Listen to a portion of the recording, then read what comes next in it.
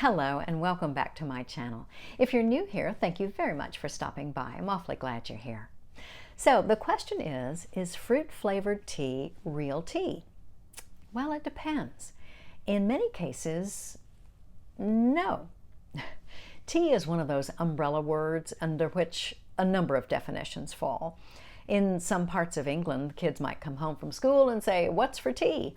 And they're not asking, what flavor of tea are we having? They're asking, what's for dinner? So in that instance, tea really means the entire meal rather than the drink. But which drink? If you know the mystery author Agatha Christie's main character, little Belgian detective called Hercule Poirot, you might be aware that his secretary, Miss Lemon, often brings him a hot drink. And it looks like tea, it looks like he's having tea, but he would be the first to tell you he is absolutely not having tea, but instead he is having what's known as a tisane, which is a fancy French word for herbal tea. He always claimed it stimulated the little gray cells, and that's often why a lot of people like herbal tea. They feel like it has certain medicinal qualities or properties that help them out. While herbal tea may contain a variety of ingredients, real or pure tea only comes from one plant. Whether it's a straight black tea like Darjeeling or Assam, or a blend like Earl Grey, or oolong, or green tea, or even white tea, which is actually a form of green tea, it all comes from the same plant, the Camellia sinensis plant.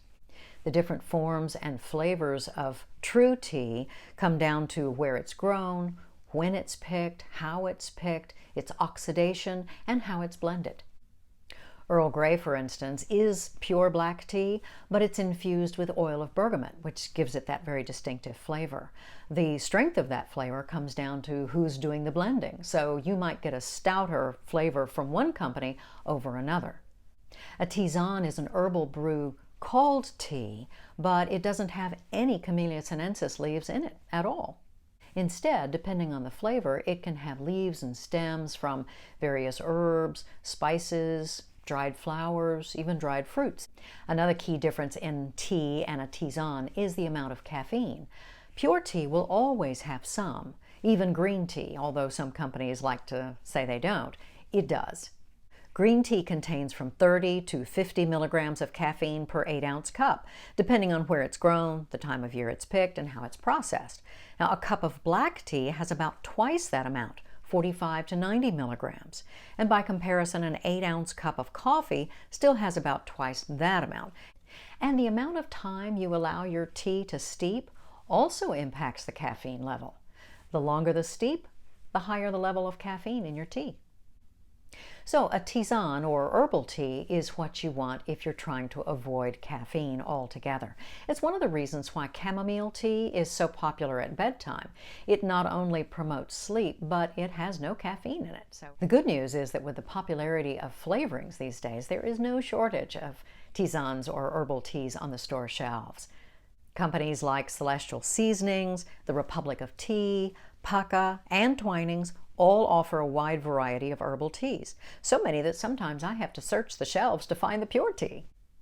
And if you're one of those lucky people and caffeine is not an issue for you, but you would still like a pure flavored tea, there are several of those to choose from as well. If in doubt whether it's real tea, look on the box or the canister for the ingredients list. It should either say something like flavored black tea, or it will list ingredients with tea being listed first, followed by whatever flavorings are used. It can be a challenge here in the US to find a flavored black tea that is not in a tea bag, though. But if you want a fruit-flavored loose leaf tea, one of my favorites comes from a company called Mariage Frères. It's a French tea company. It's their Marco Polo tea. Oh my goodness, it has a distinctly fruity flavor of vanilla and strawberries and honey. And I get mine from a wonderful tea emporium here in the Dallas area called Cultured Cup. The Cultured Cup has tea, coffee, tea tastings, tea talks. The owners there are very knowledgeable. Anyway, this is how it would be sold because they sell it by weight, unless you buy a full tin of it. So I would buy it like this in a pouch, and then I pour the pouch into a little tea tin like this to keep it good and airtight as best as possible. And then, oh my goodness, that smells so good. I'm getting low, but oh my gosh, it's so good. A whiff of that reminds me of an afternoon tea I had at Claridge's in London several years ago. I didn't drink the tea. Instead, Mariage Frere also makes a jelly from this particular tea, and Claridge's uses that jelly for their scones instead of the traditional strawberry jam. It is heavenly. So a good rule of thumb is, if you're having friends over for tea, is to have at least one pure black tea and one herbal tea or tisane. Sometimes I notice that people really enjoy the ritual of afternoon tea, but when it comes to the actual flavor of tea, it's not for everybody, and sometimes they would prefer something a little more fruity. Also, if they're wary of caffeine, it's important to have something like an herbal tea for them.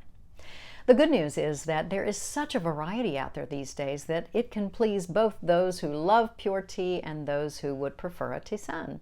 The bottom line is there is plenty to choose from so that both you and your guests have a lovely afternoon tea event. I hope you've enjoyed this video. If you did, hit that like button and consider subscribing for more tea videos. Until next time, bye-bye.